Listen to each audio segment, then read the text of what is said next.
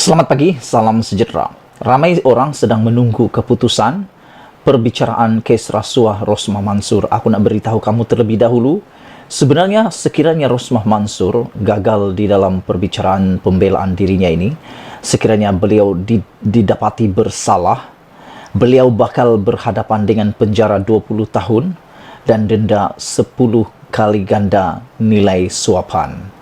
Ini semua berdasarkan kepada seksyen yang telah diambil terhadap Rosmah. Dan kalau nak tahu berapa nilai suapan yang telah dituduh kepada beliau, melebihi 100 juta. Wah, itu luar biasa. Luar biasa dan memang sangat banyak. Hari ini, terkini, adakah Rosmah akan dipenjarakan 20 tahun atau kurang daripada itu? Bakal kita ketahui tak lama lagi. Tetapi aku nak kongsi dengan kamu semua satu perkara yang luar biasa yang berlaku di dalam perbicaraan Rosmah Mansur ini, apabila hakim menegur peguam Rosmah tak buat persediaan hujahan. Ini semua gara-gara tindakan pasukan pembelaan Rosmah Mansur yang ada istilahnya tiba-tiba. Seperti Najib juga tiba-tiba. Banyak dramanya dalam perbicaraan Najib dulu, dalam semasa perbicaraan di Mahkamah Persekutuan pun masih sempat mencipta drama dengan memecat pula pasukan peguam bela Najib, yaitu Zaid Ibrahim, Tuan Zaid Ibrahim. Sehingga itu menimbulkan begitu tegangnya di mahkamah. Hari ini pula hakim menegur peguam Rosmah kerana tak buat persediaan hujahan. Mengapa tak bersedia? Kerana mereka memfailkan kemarin sahaja ada dua. Kemarin dahulu ada dua pemfailan Rosmah, dan kemarin peguam atau hakim yang mendengar ini mengatakan beliau menghabiskan cuti hari kebangsaan dan kemerdekaannya semata-mata untuk menilai, memahami dan mau mengerti permohonan Rosmah berkaitan dengan tindakan Rosmah untuk mahu supaya prosiding penyampaian keputusan ini ditangguhkan gara-gara beliau kata beliau tidak percaya dengan hakim yang mendengar lagi. Aku tak tahulah pada pendapat kamu siapakah hakim yang akan dipercayai lagi.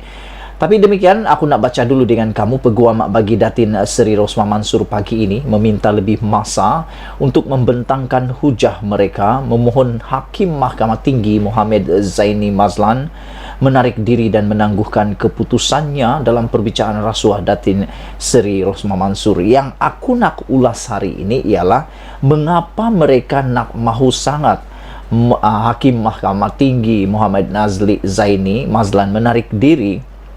Kerana pada pendapat aku, orang yang memang tak bersalah, siapapun hakim mereka, mereka tak akan takut.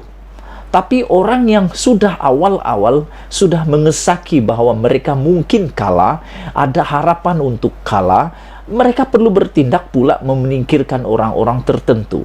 Jadi aku fikir mungkin ada unsur, ada perasaan dalam diri pasukan Rosmah Mansur yang mungkin mereka rasa kurang yakin untuk menang dalam perbicaraan itu. Dan aku fikir itulah sebabnya mereka berusaha sangat mau menyingkirkan orang-orang tertentu. Kerana menurut aku, hakim nih dia bagi keputusan bukan kerana berat sebelah atau sebagainya, tetapi menurut merit dan fakta yang telah dihuraikan, yang telah dihujahkan oleh peguam mereka di dalam perbicaraan. Jadi itu bergantung kepada merit dan hujahan. Lagi pula, hakim akan menyampaikan keputusannya bukan dengan hanya cakap-cakap, tapi mereka akan menulis hujahan mereka, menulis keputusan mereka dalam bentuk tulisan supaya boleh dibaca di Mahkamah Rayuan dan Mahkamah Persekutuan yang seterusnya. Jadi kenapa pasukan Rosmah beriak-iak sangat nak pecat, nak mohon supaya hakim mengundur diri? Adakah mereka tak yakin dengan hujahan mereka sebelum ni? Itu persoalan besar. Bagaimanapun, Mohamed Zaini tidak berpuas hati kerana peguam Datuk Jajit Singh dan peguamnya bersamanya Datuk Akberdin Abdul Kadir kelihatan tidak membuat persediaan dan menuntut penjelasan selepas mereka tergesa-gesa menghantar surat kepada mahkamah pada Selasa bersama-sama dengan permohonan supaya hakim menarik diri. Datuk Jagit, Anda datang dari zaman di mana penghujahan bertulis adalah perkara biasa dan rakan sekerja Anda telah menghantar surat tergesa-gesa dengan 15 alasan mengapa perbicaraan ini tidak perlu diteruskan.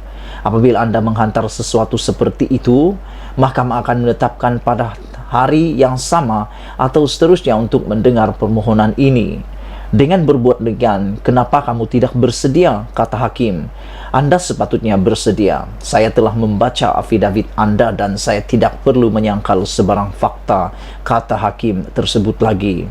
Tidakkah Anda fikir fakta yang didakwa dalam afidavit Anda mungkin sesuatu dalam pengetahuan saya, terutamanya kerana ia berkaitan dengan penghakiman yang saya tulis soal Muhammad Zaini kepada Jagjit. Sebelum itu, Muhammad Zaini juga memaklumkan beliau menghabiskan cuti Hari Kebangsaan semalam untuk meneliti permohonan yang difailkan pasukan pembelaan. Dalam jawapannya, Jagjit berkata, beliau tidak meminta penangguhan, tetapi hanya beberapa minit untuk meneliti jawapan pihak pendakwaan terhadap afidavit mereka, yang menurut peguam bela hanya diterimanya pagi ini. Jagjit berkata, saya telah menyediakan yang arif, saya telah membaca afidavit ini berkali-kali dan saya datang dari era penyiarahan bertulis. Hakim menjawab, kagumkan saya dengan pengetahuan Anda, Datuk, dan sila beritahu saya apabila Anda sudah bersedia. Ketua pendakwaan Datuk Seri Gopal Sriram berdiri dan memberitahu mahkamah bahawa beliau bersedia untuk membincangkan permohonan penarikan diri serta-merta, tetapi tidak kisah jika pihak pembelaan memerlukan sedikit masa. Peguam Rosmah telah mengemukakan permohonan untuk menyingkirkan Muhammad Zaini daripada meneruskan perbicaraan berkaitan dakwaan kononnya. Dokumen keputusan penghakiman telah bocor. Yang aku nak tanya di sini ialah siapa yang bocorkan ini? Adakah musuh ataupun rakan? Itu persoalan besar. Siapa yang membocorkan itu? Adakah itu memang musuh kepada mereka ataupun rakan kepada mereka? Aku tak tahu.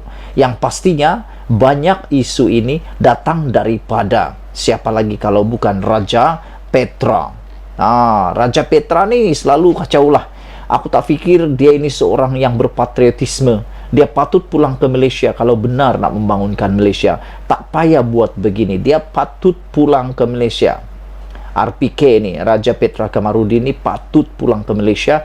Jangan huru-harukan Malaysia dengan pendedahan-pendedahan tag anjing ni macam ni. Kalau berani pulang ke Malaysia, dedah semua benda tu, baru berani. Ini sembunyi.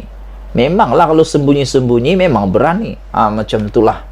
Asas bagi Rosmah yang pernah menerajui pejabat bahagian wanita pertama Malaysia adalah berdasarkan kebocoran keputusan penghakiman yang dikatakan untuk kesnya yang diterbitkan sebuah blog minggu lalu yang kini dalam siasatan polis. Ia merupakan kebocoran kedua mengenai prosiding kehakiman kerana minggu lepas draft penghakiman melibatkan Najib diterbitkan blog sama sebelum pendaftaran Mahkamah Persekutuan membuat laporan polis. Blog terbabit dikendalikan seorang penulis yang kini bersembunyi di luar negara setelah beberapa waran tangkap dikeluarkan terhadapnya. Dalam permohonannya, Rosmah mendakwa kebocoran itu telah mengurangkan keyakinannya terhadap keupayaan dan integriti Muhammad Zaini sebagai hakim bicara untuk membuat keputusan dengan saksama. Didakwa pada November 2018, Rosmah, isteri bekas Perdana Menteri yang kini menjadi banduan di penjara Kajang menghadapi satu pertuduhan meminta RM187.5 juta berhubung projek tenaga solar hibrid di sekolah luar bandar di Sarawak. Dia juga didakwa atas dua tuduhan menerima rasuah RM6.5 juta daripada bekas pengarah urusan Jepak Holdings. Sekian dulu untuk kali ini. Jangan lupa tinggalkan komen Anda. Ikuti terus pendedahan dalam channel ini untuk kita tahu Rosmah di penjara 20 tahun atau tidak. Bye-bye.